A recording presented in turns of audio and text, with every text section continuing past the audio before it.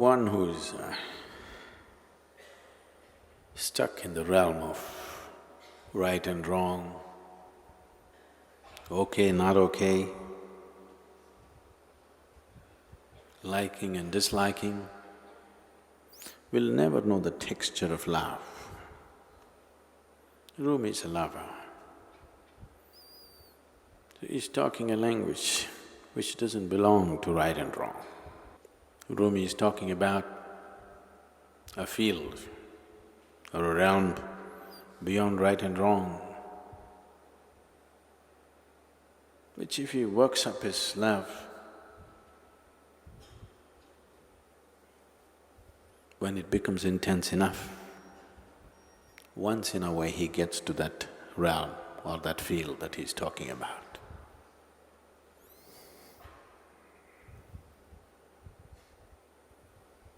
But for a yogi, that's the realm he is in.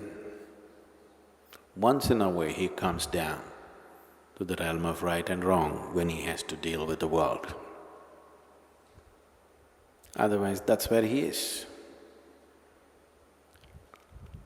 And love is just one of the ways to get there. A sweet way, a pleasant way. But the problem with pleasantness is, when something gets pleasant,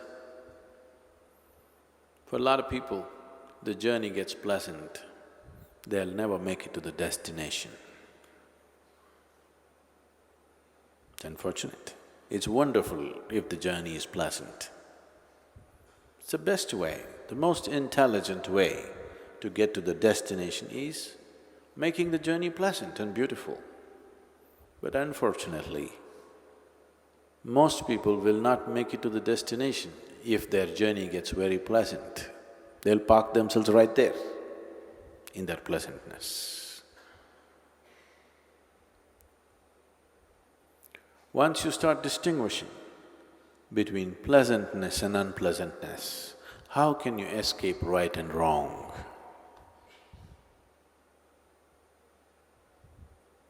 Once you start choosing what is pleasant, what is unpleasant, you cannot escape what is right and what is wrong. So when one talks about a realm or a field or a land which is beyond right and wrong, it is also beyond acceptance and resistance. It is beyond acceptance and rejection.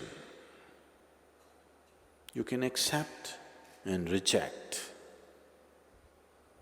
only when you identify something as good and bad, right and wrong. As long as you're in that realm,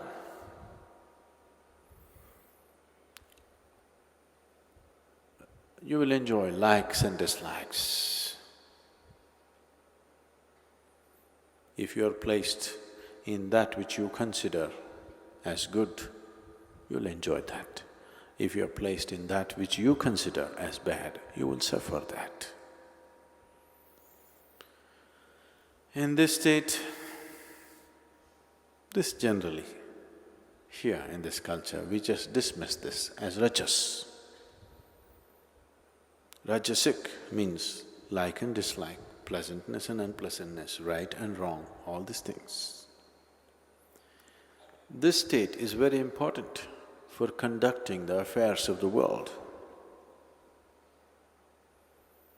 But if you want to rule the inner kingdom, this is no good.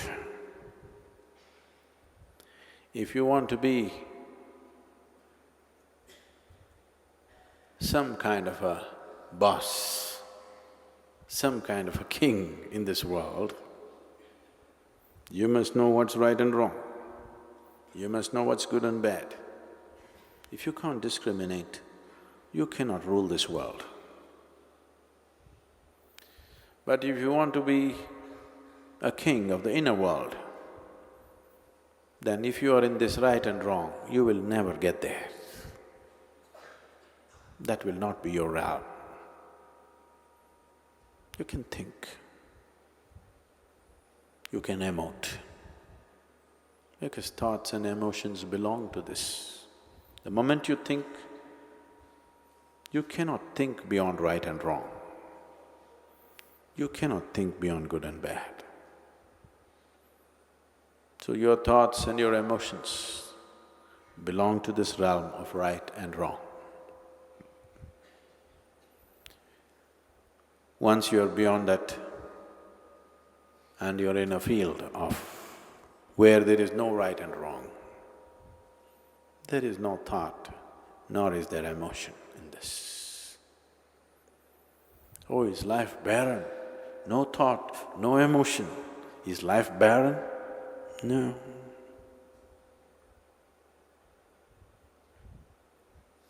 One who knows the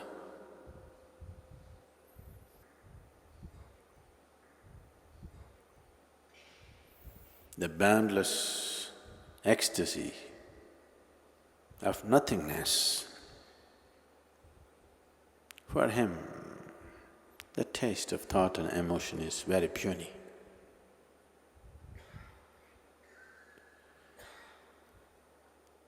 One who is constantly trapped in thought and emotion, right and wrong, in the dualities of life,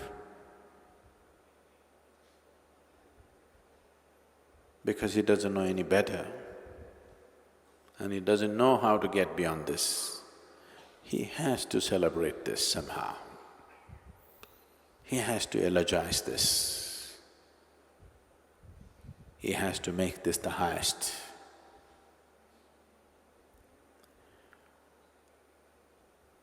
Most of the world, most of humanity constantly goes about eulogizing as to what is good and what is bad,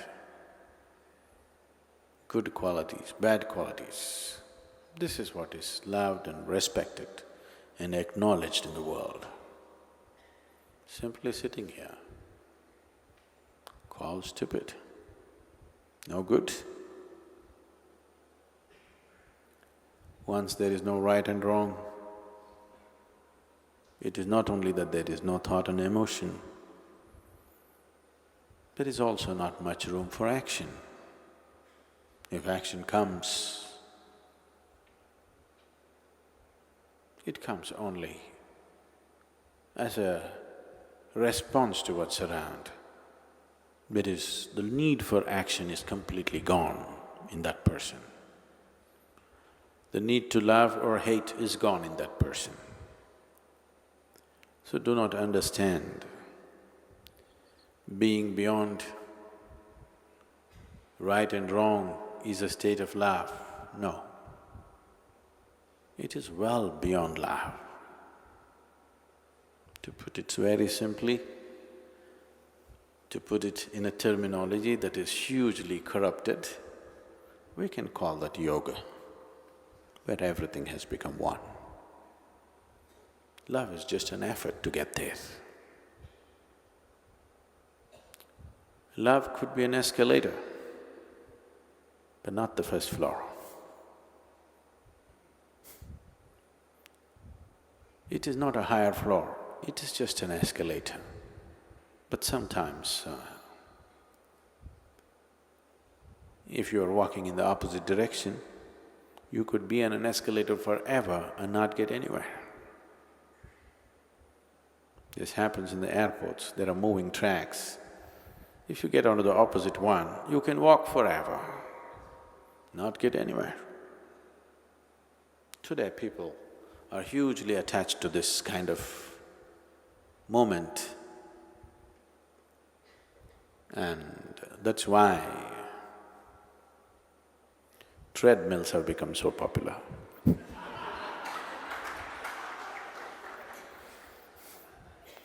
You can walk forever, run forever, not getting anywhere.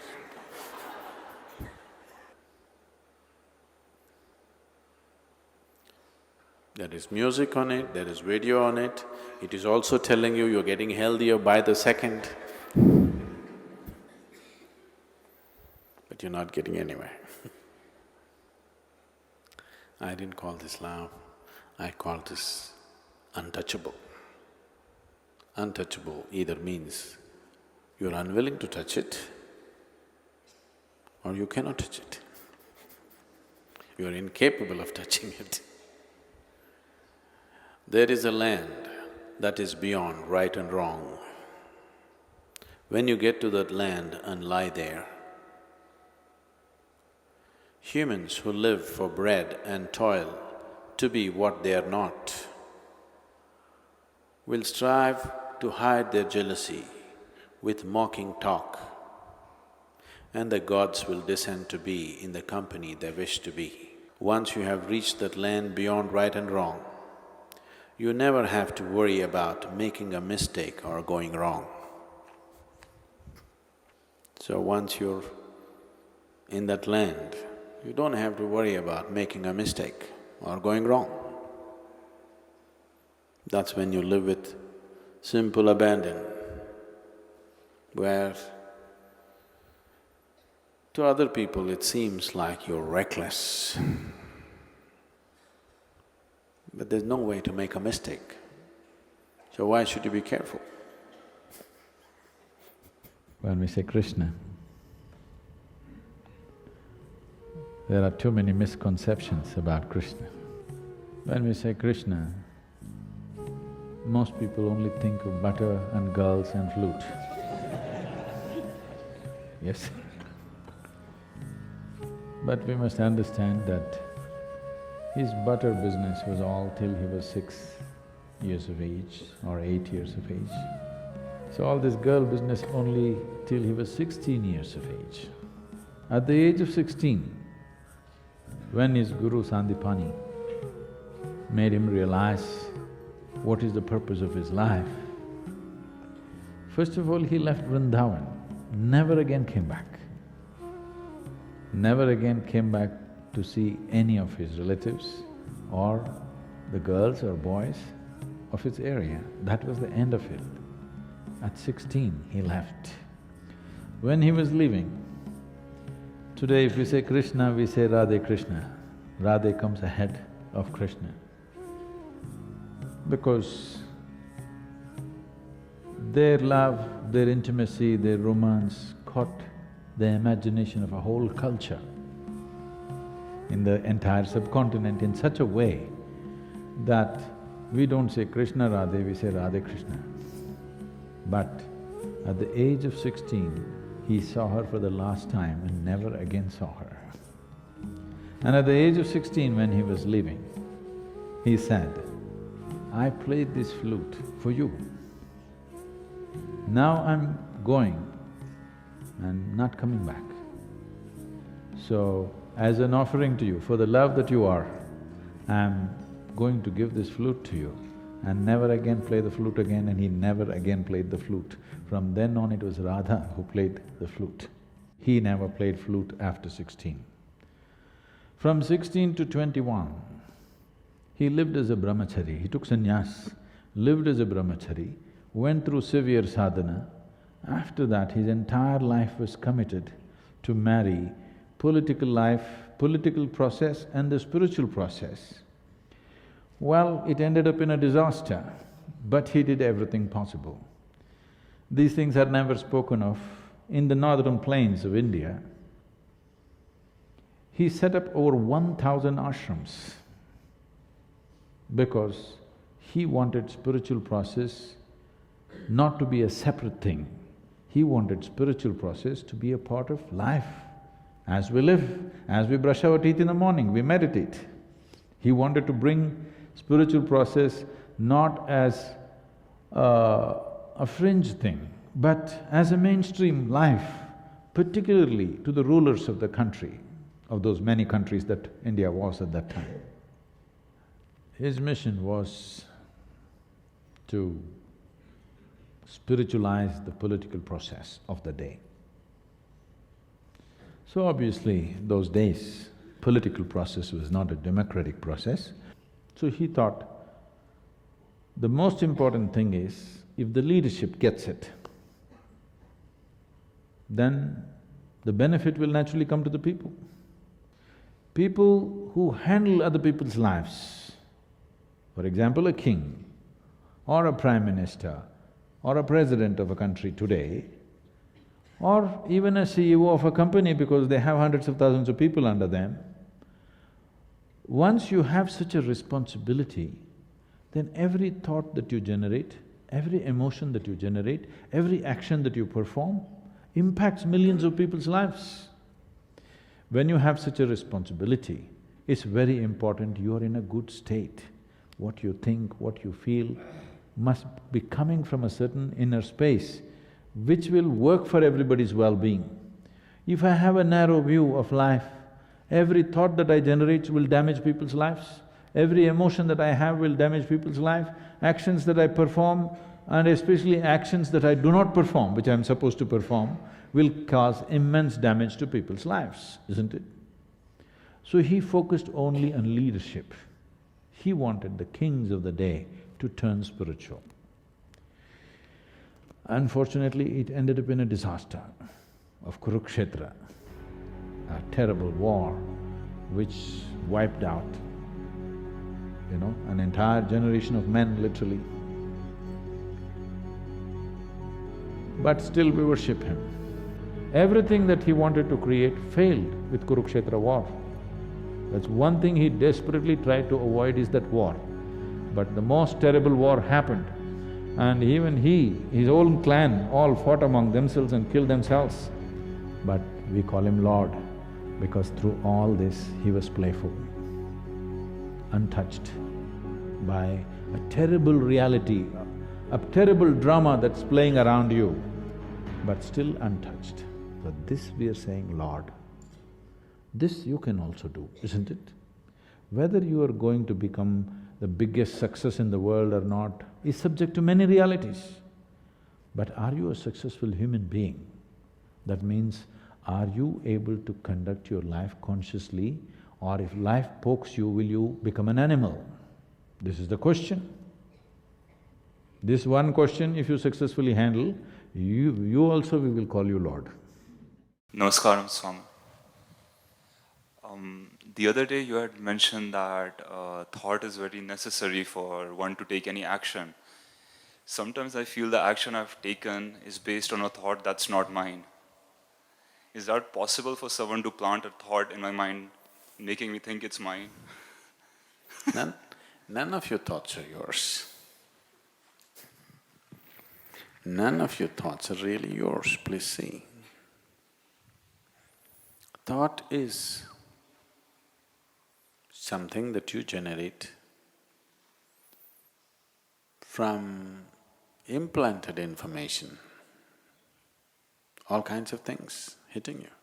The way you think right now depends on what kind of family you were born in, what kind of parents you had, what kind of education, what kind of society, what kind of social backgrounds, religious backgrounds, and all these things deciding how you think. Yes or no? For sure, isn't it? So how can you say it is your thought? All kinds of people are working. Can somebody plant a thought? Definitely. Definitely, yes. If you're talking about someone consciously wanting to plant a thought in you, is that possible? Very much possible. But you shouldn't get into this mode, because every time you do something wrong, you will think, somebody planted this in my Even if you let somebody plant it in your head, it is still your doing, isn't it? Yes? You let somebody plant a thought in you, that is also your doing, isn't it? Oh, somebody planted a thought in my head, what can I do? People are going about this. This has become a fashion everywhere. This was an Indian thing. When Indians got very affluent many generations ago, and they got naturally lazy, they came to this, God willing. Anything you ask them, they'll say, God willing. God willing, I will get up. Who knows when goddamn God is willing? If I do it, God was willing. If I don't do it, He's not willing. This is a horrible trick. But it goes on in the world. Everything that matters to them, anyway they will do. If you ask something, they'll say, God willing. Yes? Will they say, if God willing, I will have my dinner? No, they will eat. If you say, can I have dinner? They'll say, God willing.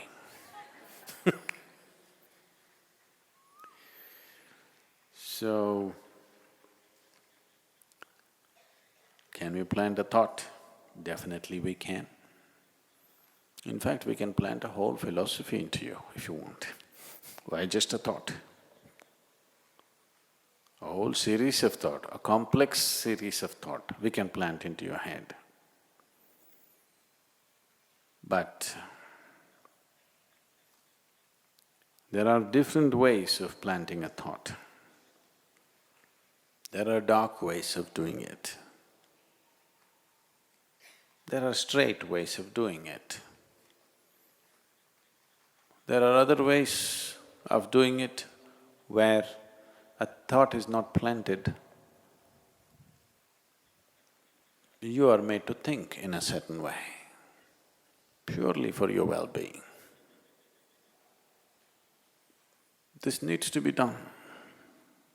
Otherwise, you will just scatter yourself all over the place and spend your life without any purpose, without getting anywhere. The dark ways of doing it involves various dark arts through which they will plant negative thoughts in your head, where you will work for your own destruction.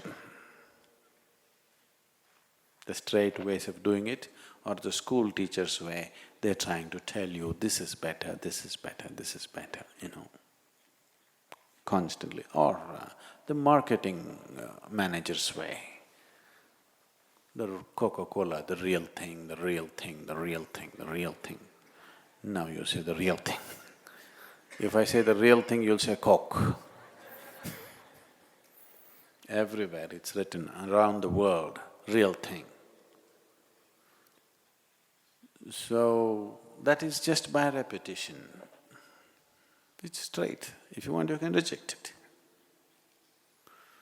With the first one, if you're vulnerable in some way, you have no choice. It will anyway enter your life. The last way of doing it will happen only if you're willing, open and receptive. Otherwise, that person who does the last way of putting thoughts into you is not even interested in doing such things. Only if you are willing, open and you want to go in a certain way, but you do not have the necessary grit to hold on to something that you need to do, then a thought can be implanted in you in a different way. So, if you're talking about negative thoughts being implanted into you, all you have to do is bring some simple meditation or something where your system gets organized in such a way that these things cannot affect you. Or you must carry something with you which will create a certain cocoon of energies around you where these things cannot affect you. There are various ways of preventing somebody else influencing your thought. So, I'm also willing to plant a thought in you, more than a thought in you. I can plant an explosive in you if you want. Not a bomb, an explosive. There's a difference. Bomb is purely destructive. An explosive can be used in so many ways, isn't it? If you want, I can plant an explosive. Why? Just a thought. If you simply say boom, it goes. I can plant an explosive of ecstasy if you want. If you simply close your eyes, Lots of people, if they just close their eyes, their eyeballs will go pop. Why just a thought? Thought is a rudimentary thing, very surface thing. We can plant energy into you in such a way that it guides your life wherever you are, whatever you may be. There are better technologies than thoughts.